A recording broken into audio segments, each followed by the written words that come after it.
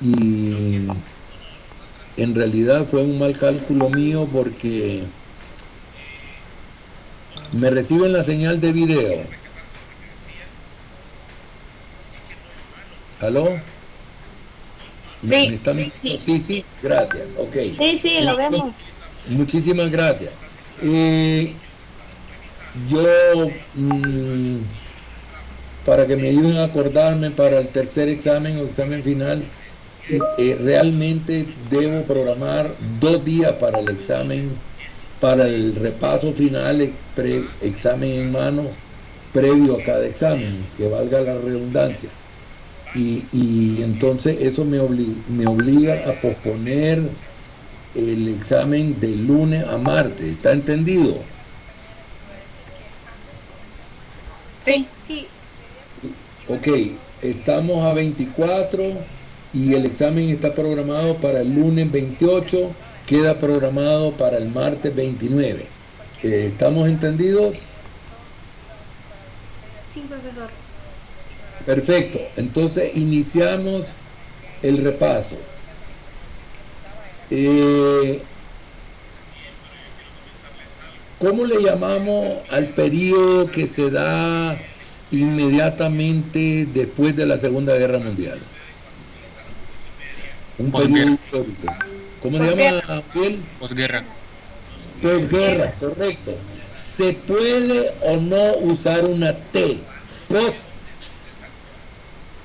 guerra, pero se acepta quitar la T y decir solamente posguerra. Es más usual eso y más armónico con, con la fonética castellana. Esos sonidos así, S, T, G, tres, tres consonantes seguidas no es del castellano, del idioma español, pero podemos usar indistintamente postguerra o posguerra.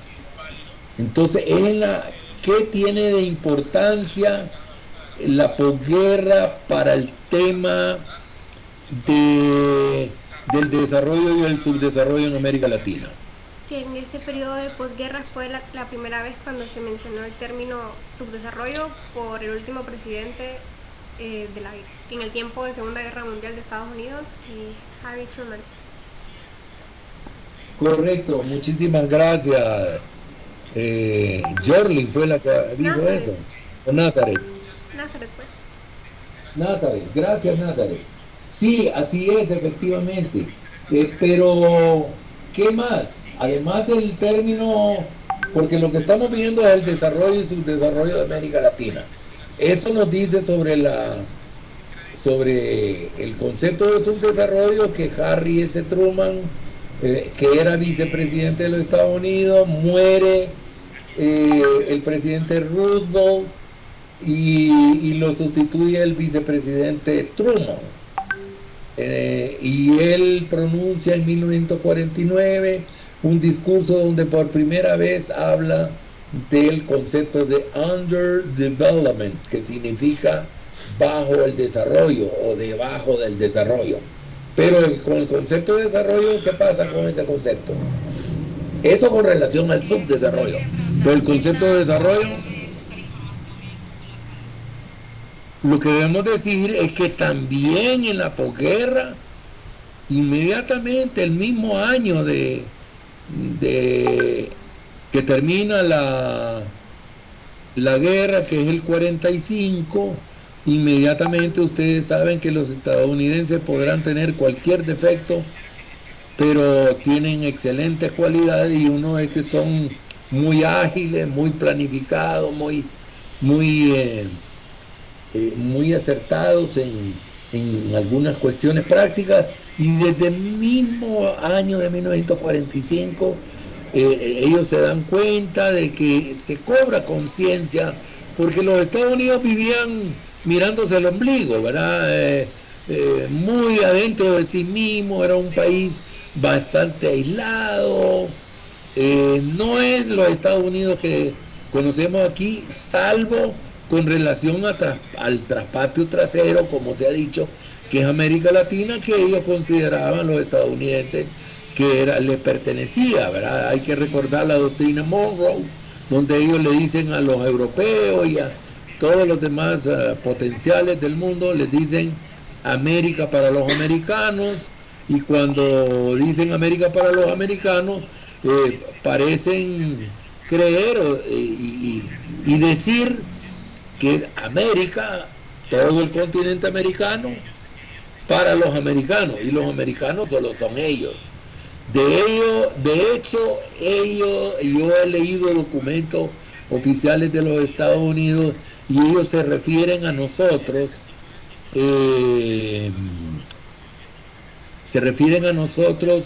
como indigenous people. Yo en los años, no recuerdo si 70 o 90, leí un documento oficial del gobierno de los Estados Unidos y ahí se refería a los pueblos de Centroamérica como indigenous people. ¿Qué significa? Los pueblos indígenas, ¿verdad? Porque Estados Unidos, por mucho que tengan el loable propósito de no ser racistas, y tienen un pasado sumamente racista, incluso hasta en épocas tan recientes como el gobierno de John Fitzgerald Kennedy, había un racismo exagerado en las leyes. Por ejemplo, una persona, como decían ellos y todavía dicen, de color, que parece ser que ellos se consideraban transparentes y no tenían ningún color,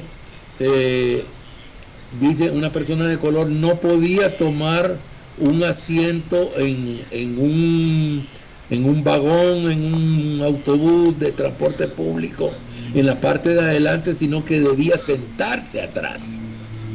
Y recuerdo que es una activista del movimiento en pro de las libertades civiles, al igual que el famoso pastor, autor de uno de los discursos políticos más emblemáticos en la historia de la humanidad, que es Martin Luther King, pronuncia un discurso que se conoce como "Yo tengo un sueño", I have a dream. Él comienza su discurso donde dice I have a dream, y comienza a decir que tiene el sueño de que algún día las relaciones entre los y las estadounidenses sean de igualdad, como la misma Constitución lo dice, y que no haya discriminación racial, por ejemplo, ¿verdad? Y comienza a decir que no haya esto, que no haya la otro. Es un excelente discurso cuya lectura atenta a la versión traducida al español. Si no dominan el inglés, yo les recomiendo. Pues entonces había todo un movimiento en ese sentido, y Rosa Parks, una afroamericana, como le dicen ellos, se negó a darle el asiento a una persona blanca, y ella ya iba en la parte de atrás, pero se llenó la parte de adelante, y según la misma ley, si un blanco, una persona blanca, entre comillas, ¿verdad? Porque no existe eso, no encontraba asiento y le pedía el asiento a una persona negra que estaba sentada, pues esta persona se la tenía que ceder, y Rosa Parks se niega a darle el asiento, y se arma un bonche, participa el autobús, se detiene, interviene la policía, etcétera. Entonces de blancos contra negros ahí en el autobús. Entonces todo eso llevó a que se replanteara el tema, y Kennedy, el gobierno de Kennedy, asumen una posición muy interesante. Hay películas que tratan sobre esto y hace cumplir la ley, ¿verdad? Y incluso envían tropas de la Guardia Nacional a África, perdón, a Estados qué lapsus lingüe más interesante, África del Sur iba a decir yo, y es Estados Unidos del Sur, los estados que fueron esclavistas, porque ahí no querían cumplir nada de eso, y habían linchamientos de negros, ¿verdad? Solo por ser negros, porque odiaban, y existía una organización racista fanática que se llama el Ku Klux Klan, que todavía existe, que tiene las siglas KKK, y los miembros se visten con una túnica blanca, se ponen un gorro puntudo con agujeros solo para los ojos, y como símbolo una cruz que en llamas, o sea, le ponen material inflamable a una cruz y le prenden fuego, y cuando hacen una manifestación, una actividad, ya eso no hacen los linchamientos, ¿verdad? Porque la ley es muy estricta. Pero hay mucho racismo todavía en Estados Unidos, a tal grado que si una persona tiene algún rasgo fenotípico de afroamericano, como dicen ellos, lo consideran negro, ¿verdad? Ya eso ya lo vimos. Pues de la misma manera, cuando un latinoamericano tiene algún rasgo del mestizaje, que todos lo tenemos, ¿verdad? Yo para vecinos míos, para personas amigas, y quizá para una parte de ustedes o la mayoría de ustedes, yo tengo un fenotipo de blanco. ¿Qué fenotipo tengo yo para ustedes? De blanco, de indígena, de negro, de mulato, ¿de qué? ¿De chino, de japonés? De blanco. De blanco. De blanco, ¿verdad? Pero en Europa y en Estados Unidos y en América del Sur, en el cono sur, jamás me han tomado como un blanco. Y yo le pregunté a mi amigo Ian Sherrett, un británico casado con una hondureña que vive en Honduras, que estaba trabajando profesionalmente. Permítame, voy a contestar una llamada. Hola, René. Fíjate que, discúlpeme que todos los días de lunes a jueves de 2 a 4 estoy sirviendo clases. De hecho, ahorita estoy contestando la llamada frente a mis estudiantes. ¿Podemos hablar después de las 4? Como no hay ningún problema. Perfecto, un abrazo. Bueno, chao, bye. Un amigo francés, director de cine, que me llama. Bueno, decíamos que ese amigo británico, hijo de una escocesa y un inglés, estaba trabajando en Sudáfrica y Namibia y otros países, ex colonias británicas, y yo, una vez que estábamos reunidos y estábamos esperando una reunión y solo él y yo habíamos sido puntuales, estábamos esperando que vinieran los demás, y sentado alrededor de una mesa, y le digo yo: Ian, vos que andás ahí trabajando en África del Sur, tengo una curiosidad, si yo fuera a Sudáfrica, ¿me tomarían como blanco o me tomarían como negro? Y a algunos de ustedes puede parecer absurda la pregunta, pero mi pelo es un poco, no es liso, tampoco es afro, como africano, ¿verdad? No, pero es un poco crespo, se le llama en Honduras. Y entonces él me vio detenidamente, ¿verdad? Y tomó un lápiz que estaba sobre la mesa y me lo puso aquí. Eso era cuando yo tenía pelo y lo usaba, tenía un corte de pelo, tenía pelo. Entonces, antes de que decidiera en el 2000 afeitarme, entonces introdujo el lápiz aquí en el pelo y lo soltó, y el lápiz se quedó colgado, ¿verdad? Entonces me dijo, sos negro, me dijo. Entonces, como hablan ellos, ¿verdad? Los británicos están sin andar con vueltas. Profe, solo por el pelo le dijeron que era negro. ¿Cómo dice? Solo porque le hicieron eso en el pelo le dijeron que usted era negro. Ian, mi amigo Ian, dijo que en Sudáfrica me considerarían negro por el tipo de pelo que yo tengo. O sea, el fenotipo mío no es de blanco. En Honduras se cree que soy blanco, pero yo soy mestizo y tengo sangre indígena, africana y de blanco. Y dentro de los blancos probablemente de hebreo, no de caucásico, ¿verdad? Sino que yo, digamos, en Nueva York y Washington, sin que yo abra la boca, consideran que yo soy, ellos dicen judío erróneamente, que en la cara no se le puede ver a uno la religión, pero ellos confunden judío y hebreo. Pero el 100% de las veces que yo he estado en Nueva York o en Washington, sin preguntarme nada, asumen los neoyorquinos, los de Washington, que yo soy judío. En cambio, en Europa me consideran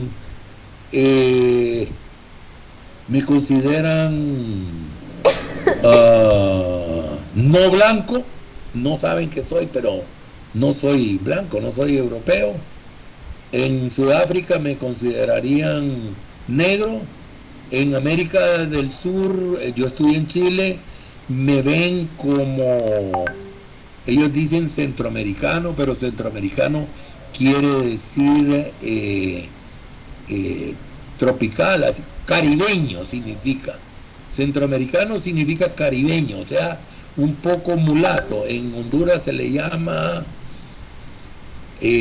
caracoles, en Roatán, no sé si alguien ha ido a Roatán, caracoles que son blancos de rasgos negroides. Los blancos de Roatán no me consideran blanco, ¿verdad? E incluso bueno, no voy a dedicarle más tiempo a esto, pero ustedes me miran como blanco. Eso es un fenómeno sociológico que a mí me parece interesantísimo. Ok, la posguerra, ya dijimos que comienza, es un periodo que no está bien delimitado, pero sí comienza con el fin de la Segunda Guerra. ¿Cuándo fue que desde Sudamérica comienza el tratamiento del tema del desarrollo y subdesarrollo? Y se salen las primeras teorías. A partir de la creación de las Naciones Unidas. Sí, a partir de que se crean Naciones Unidas, pero más específicamente hasta que se crea la CEPAL, que creo que se crea el 59. Naciones Unidas se crea el 49 y se crea poco después el Programa de Naciones Unidas para el Desarrollo, y más adelante, creo que el 59, se crea la Comisión Económica para América Latina, y la CEPAL es la que crea una estrategia de desarrollo que el 48, febrero del 48 fue creada la CEPAL, y crea una teoría basada en Raúl Prebisch, que es el director fundador, Prebisch con SH al final, creo que es un argentino, Raúl Krövich, y la CEPAL propone una estrategia para el desarrollo basado en la industrialización por sustitución de importaciones, y eso trae el impulso a la industrialización en Centroamérica y a la integración centroamericana para unir los reducidos mercados internos que había en esa época. Entonces, se crean entonces para América Latina dos teorías y dos propuestas programáticas generales para nuestro desarrollo, que son la teoría de la CEPAL y la teoría de la dependencia, que es propuesta inicialmente por varios sociólogos, algunos de los cuales pude conocer yo personalmente y ser alumno de ellos cuando estudié en Chile, de Otonio dos Santos, por ejemplo. Entonces, esa teoría de la dependencia,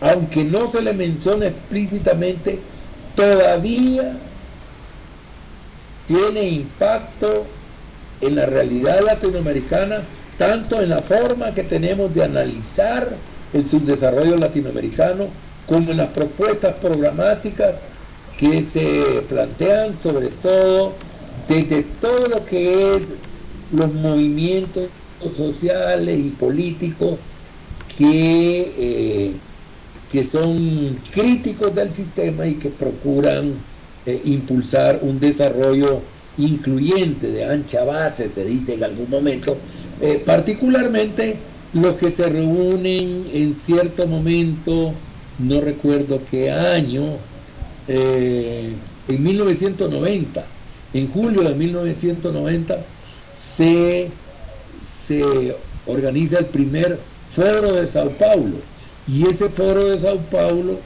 se queda como una organización de todos esos movimientos liderados por el Partido de los Trabajadores que preside Ignacio Lula da Silva, que probablemente va a ser el próximo presidente del Brasil según las encuestas, que ustedes saben que la encuesta es una de las, por lo menos, decenas de técnicas de investigación sociológica, y ha sido perfeccionada, desarrollada y perfeccionado por la sociología, especialmente estadounidense en un inicio, y ahora de todo el mundo, aunque fue inventada por un periódico estadounidense, ¿verdad? Un periódico estadounidense quiso saber quién iba a ser el próximo presidente de los Estados Unidos cuando iban a haber elecciones, y le hizo una pregunta a unos cuantos miles de estadounidenses de todos los estados de los Estados Unidos, y yo creo que otro, si no recuerdo mal, otro periódico lo hizo, pero con una muestra estadísticamente confiable, ¿verdad? Seleccionando a la persona que se iba a entrevistar con métodos aleatorios, que llamamos aleatorio estratificado, y el que lo hizo de esa manera acertó quién iba a ser el próximo presidente, y el que lo hizo al molote no acertó, y después vino la sociología, que recibía enormes subsidios de parte del Estado federal, de los Estados Unidos y de los gobiernos estaduales, y entonces se desarrolló muchísimo la sociología funcionalista, especialmente los métodos cuantitativos de la sociología funcionalista recibieron mucho apoyo y se desarrolló bastante. Bueno, la Organización de las Naciones Unidas, ya dijeron ustedes que se funda en la posguerra y tenía dos objetivos. ¿Cuáles eran esos dos objetivos? Prevenir una futura guerra. Prevenir que no hubiera una nueva guerra, sobre todo mundial y ayudar a que los conflictos en el mundo se resolvieran de una manera pacífica. ¿Y el otro objetivo cuál era? Dar asesoría a los países subdesarrollados. Correcto, ayudar a los países llamados subdesarrollados a que se desarrollaran, ¿verdad? Ok. Nosotros vimos que en los 80 y 90 en Honduras, con el gobierno de Callejas y con la ley de modernización, que se conoce como ley de modernización agrícola, y con el llamado ajuste estructural, entra la concepción neoliberal a Honduras. Pero antes en otros países, ¿verdad?, impulsado desde Estados Unidos, y se va produciendo el fenómeno que se llama globalización y se plantea que es inevitable el proceso de globalización. Hay una polémica sobre esto, algunos sostenemos, yo participé en esa polémica y yo era uno de los autores, podríamos decir, y activistas sociales más visibilizados, más activos en Centroamérica, como secretario ejecutivo de la Concertación Centroamericana de Organismos de Desarrollo, secretario técnico de la Iniciativa Civil para la Integración Centroamericana. Me tocó presidir cuando hubo la cumbre social en Copenhague de los gobiernos de todo el mundo para tratar del tema de cómo hacer que hubo un desarrollo que le llegara a toda la población. Se hablaba de desarrollo social y a la cumbre se le llamó cumbre social, y aliado Concertación y yo en lo personal con el director para América Latina del PNUD, que en este momento se me escapa el nombre y no es muy importante. Nos aliamos y convocamos a una cumbre paralela. O sea, mientras se reunían los presidentes y jefes de Estado, el PNUD y yo, y Concertación Centroamericana, el director del PNUD y yo como secretario ejecutivo de Concertación y de la ICIC, convocamos a una reunión paralela de las organizaciones de la sociedad civil que estábamos ahí en la cumbre, y teníamos una cumbre paralela, Shadow Summit se llama en inglés, Shadow Summit, o sea, cumbre en la sombra, y nos reunimos las delegaciones centroamericanas y planteamos lo que yo llamé la estrategia de las 4 patas del desarrollo, y dije que como en una mesa, y planteé una oferta, hice un planteamiento que fue aceptado por quienes estaban ahí, y lo hicimos lobby alrededor de ese tema. Entonces, ¿cuáles podríamos decir que son los 4 conceptos más importantes, relevantes, destacados de la segunda unidad del programa? Desarrollo, subdesarrollo, desarrollo, subdesarrollo, globalización, globalización mundialización. mundialización, y mundialización, que es un concepto alternativo que desarrolla una autora india para referirse a los procesos y al fenómeno que es inevitable de que nos vamos haciendo como cada vez más chiquito el planeta, nos vamos relacionando más. Ya hicimos el experimento en clase de quién tiene conversación, comunicación con personas de otro, que están en otra parte del planeta, y algunos de ustedes dijeron que eso es algo cotidiano para ustedes, que tienen parientes, que tienen amigos, que están en Europa o en Estados Unidos, ¿verdad? Cuando decimos Europa es mayoritariamente España, ¿verdad? Tenemos casi 90% de la migración se va para Estados Unidos y casi 10% va para España, y tenemos ahí un poquito, como quizá tal vez un poco más del 1% que está distribuido entre Australia, Italia y México, Guatemala, El Salvador y otros países. Generalmente los que están en El Salvador o Guatemala o México son que van camino hacia los Estados Unidos. Entonces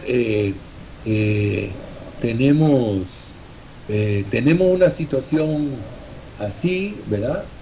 En la que para nosotros ya es normal eso, y entonces nos abrimos a saber cosas que antes no sabíamos. Si había una guerra en Libia, en Egipto, donde sea, nosotros no nos enterábamos, los hondureños, ¿verdad? Solo algunos periodistas, sociólogos, politólogos podían estar diplomáticos, podían estar al tanto, pero la gran mayoría de la población ni se interesaba, ni se enteraba, ni se interesaba en enterarse, ¿verdad? Ahora sí nosotros vivimos pendientes, sintonizamos un noticiero internacional en un canal nacional o un canal internacional, y vamos a ver que le están dando una cobertura al día del principal conflicto bélico que hay ahorita en el mundo. ¿Cuál es ese conflicto bélico? la guerra entre Rusia y Ucrania. Correcto. Y todos lo sabemos, ¿verdad? Todos los que tenemos el nivel de visibilidad social, le llamo yo, que tenemos la comunidad universitaria, sabemos de esto. No hay nadie en esa guerra. Ok. ¿Quién me pudiera decir cuáles son las mujeres más destacadas que hemos mencionado por su contribución significativa al desarrollo de la sociología y de las ciencias sociales? Rosa Luxemburgo,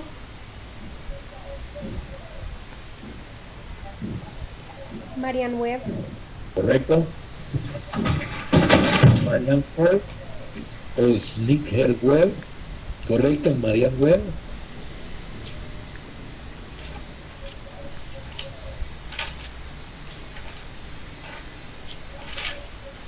Bueno, si yo lo pongo en un grupito en las preguntas de términos variados, pues cuando vean a Marianne Webb y a Rosa Luxemburgo, pues van a recordarse de los demás, pero les recuerdo que Simone de Beauvoir es muy destacada y muy conocida, y es de las fundadoras del movimiento feminista, y otra menos conocida, que es conocida en el ámbito de los sociólogos y las sociólogas y algunos tal vez antropólogos, está Margaret Mead, que es la antropóloga estadounidense que con un estudio en pueblos del Pacífico Sur de Samoa, ahí del continente de Oceanía, en la parte insular, ¿verdad? Descubrió culturas donde los roles de género eran muy diferentes a los que tenemos nosotros.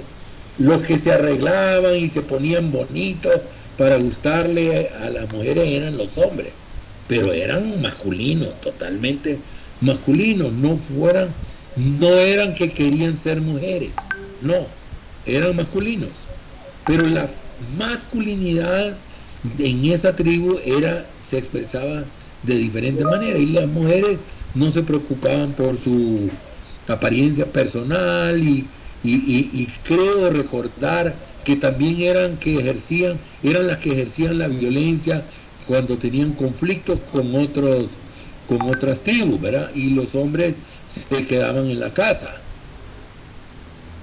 Eso es extraño para nosotros porque la masculinidad en Honduras es diferente. Quien nos agarramos a golpes somos los hombres. Bueno, yo me aparto y me agacho porque solo cuando estaba en primaria, cuando era estudiante, que alguna vez tuve esa estúpida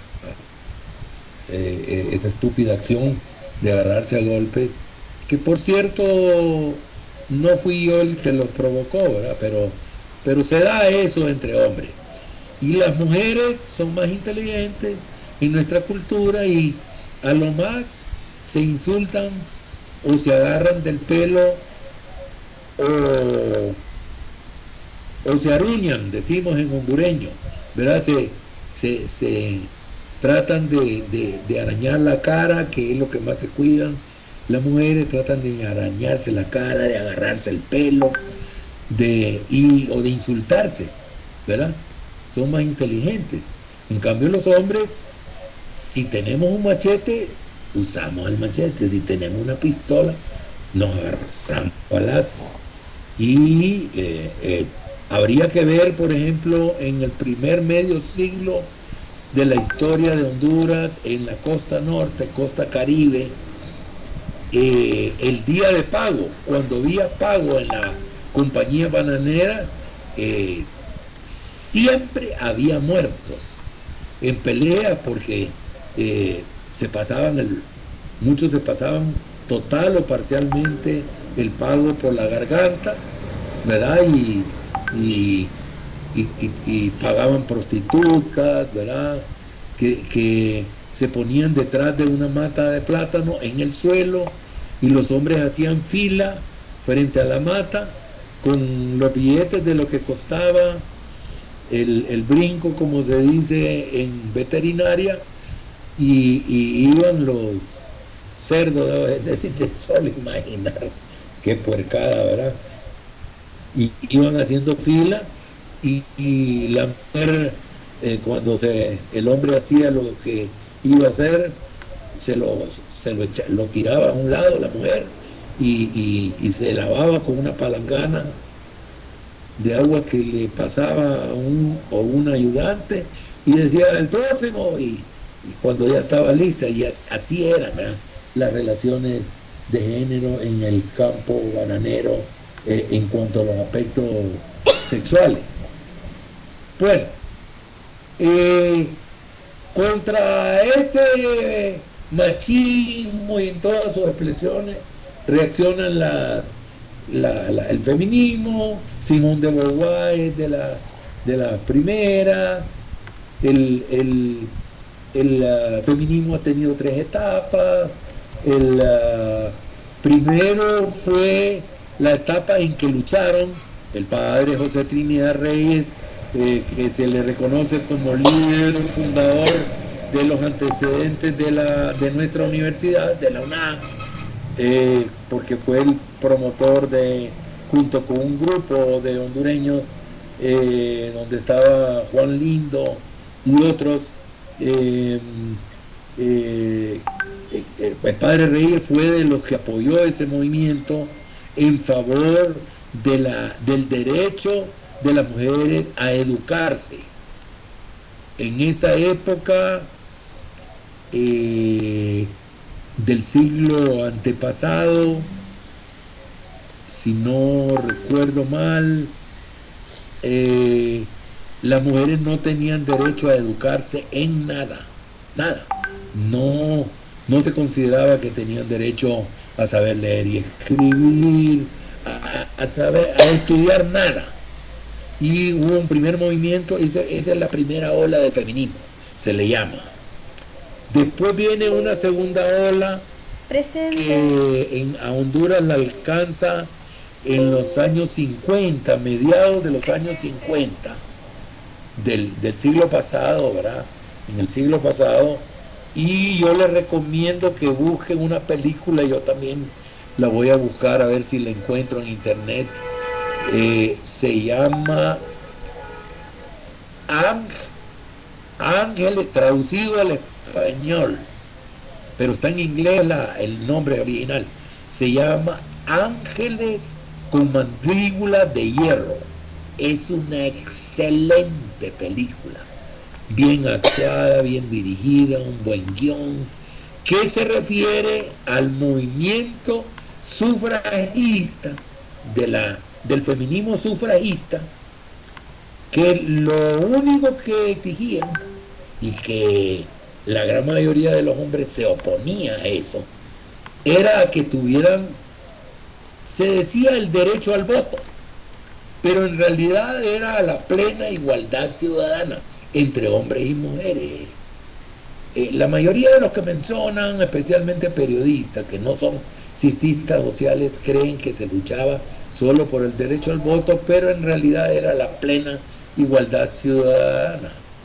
Y a través de la acción de 4 mujeres que son amigas entre sí, un grupito de 4 mujeres participan en la lucha de las feministas de la época.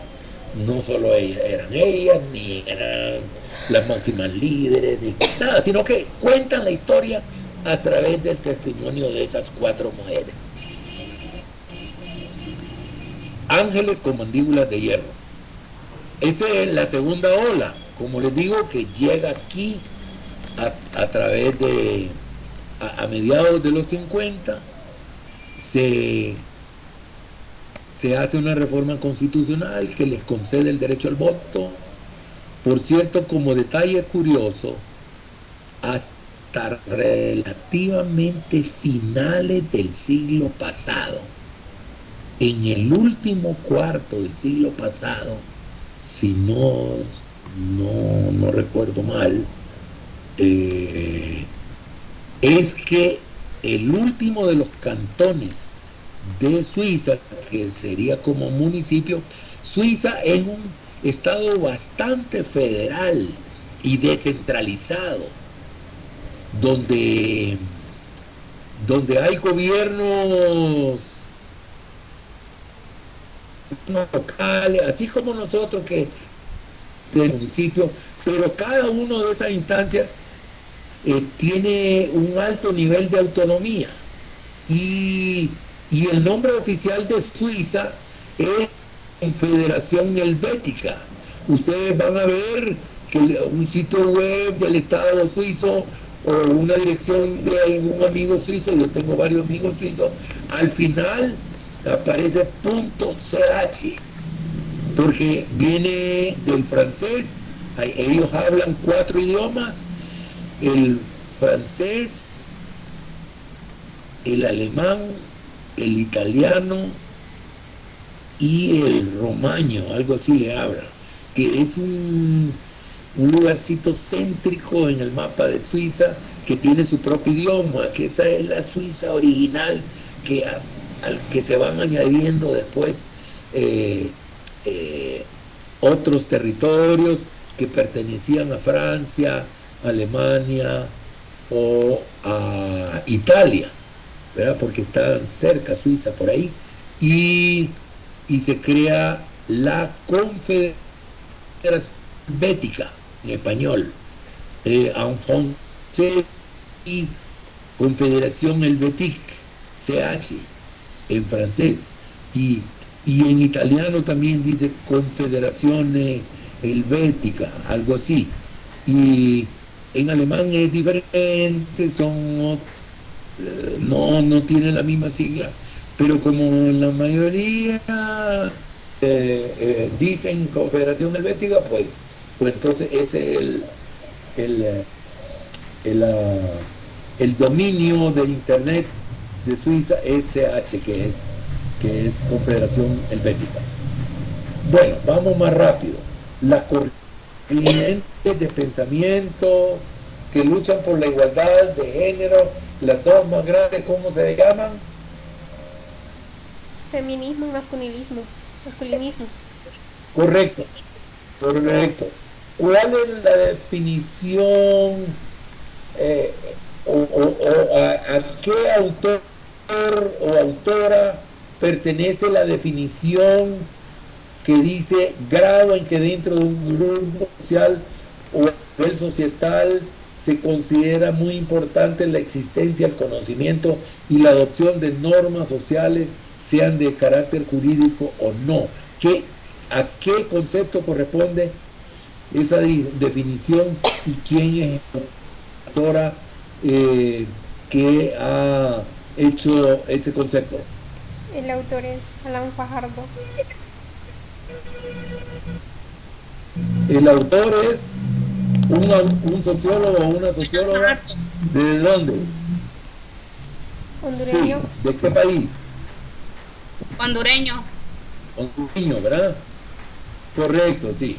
¿Y cómo se llama un grado extremo de esa de ausencia de juridicidad social?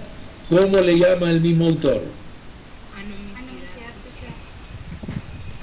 Correcto, anomicidad social, cuando es tan baja juridicidad social que ya estamos entrando a que no se considera importante la existencia de normas. Honduras, con el presidente anterior, nosotros llegamos a estar en un grado de anomicidad. ¿Cómo hacer que la principal persona y funcionario encargado y que juró en el Estadio Nacional cumplir y hacer cumplir la Constitución y las leyes, y que dijo en su discurso inaugural: voy a hacer lo que tenga que hacer, dijo, para combatir la delincuencia y para hacer que se respetara la Constitución y la ley? O sea, cínico, sinvergüenza. Entonces ese señor nos introdujo ya en un grado que, por cierto, en internet circula, no sé si lo han visto ustedes, un pequeño video, un sticker correspondiente a un videoclip donde un hondureño, un autor hondureño, compara al gobierno de Juan Orlando con Lucky Luciano, con Al Capone, con el Chapo Guzmán, con Pablo Escobar. ¿Lo han visto alguno de ustedes ese videoclip? No, profesor. No, se lo dejo. No, Nazaret. No lo he visto. Se los dejo de tarea. No, y si me lo piden ahí, si me recuerdan en el chat, se los voy a enviar. Ha circulado bastante esto.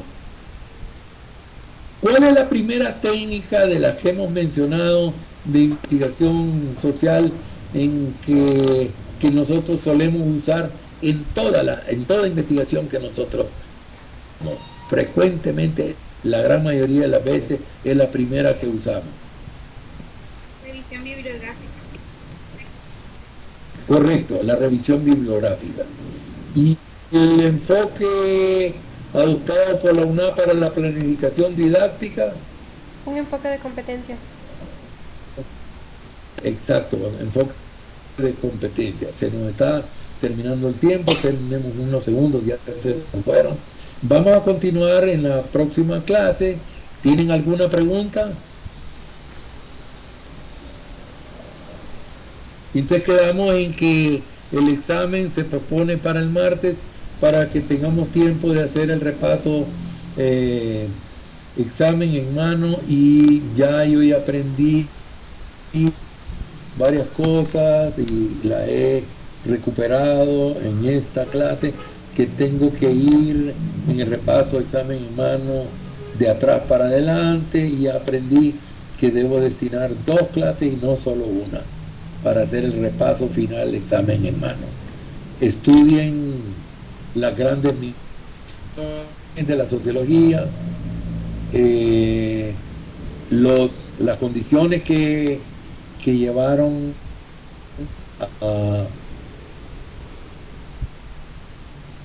o factores históricos, condiciones históricas que llevaron al surgimiento de la sociología, los efectos más visibles que causó la Segunda Guerra Mundial.